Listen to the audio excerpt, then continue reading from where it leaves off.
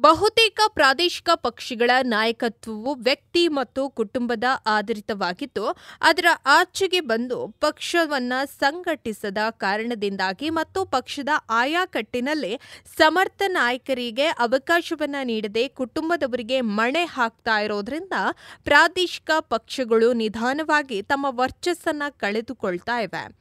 ಅಷ್ಟೇ ಅಲ್ಲದೆ, ನಾವೇನು ಮಾಡಿದ್ರೂ ಮೇಲ್ಮಟ್ಟದಲ್ಲಿರುವಂಥ ನಾಯಕರು ನಮ್ಮ ಅನುಕೂಲಕ್ಕೇನು ಬೇಕೋ ಅದನ್ನಷ್ಟೇ ಮಾಡ್ತಾರೆ ಎಂಬ ನಿರಾಸೆ ಕೂಡ ತಳಮಟ್ಟದಲ್ಲಿ ಕೆಲಸ ಮಾಡುವ ನಾಯಕರು ಮತ್ತು ಕಾರ್ಯಕರ್ತರಲ್ಲಿ ಮೂಡ್ತಾ ಇದೆ. ಇದರಿಂದಾಗಿ ಅವರು ಪಕ್ಷದ ಬಗ್ಗೆ ನಿರಾಸಕ್ತಿಯನ್ನು ತಾಳ್ತಾ ಇದ್ದು ಪಕ್ಷ ಸಂಘಟನೆ ಹಳ ಹಿಡಿದಿದೆ.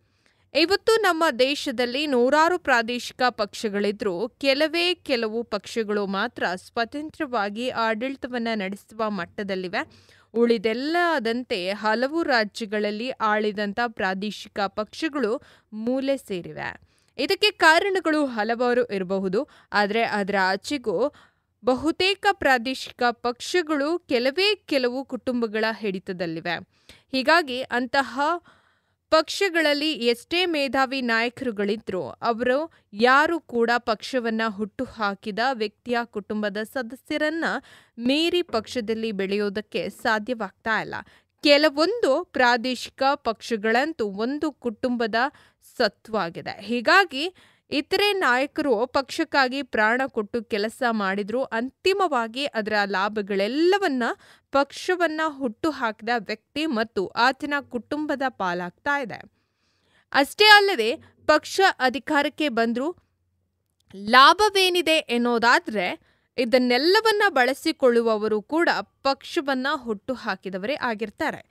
ಹೀಗಾಗಿ ಪ್ರಾದೇಶಿಕ ಪಕ್ಷಗಳಲ್ಲಿ ಪಕ್ಷ ಕಟ್ಟುವವರಿಗಿಂತ ಪಕ್ಷವನ್ನು ಹುಟ್ಟು ಹಾಕಿದವರ ಹಿಡಿತ ದೊಡ್ಡ ಮಟ್ಟದಲ್ಲಿ ಇರುತ್ತೆ ಎನ್ನುವುದನ್ನು ನಾವು ತಳ್ಳಿ ಹಾಕಲಿಕ್ಕೆ ಆಗೋದಿಲ್ಲ.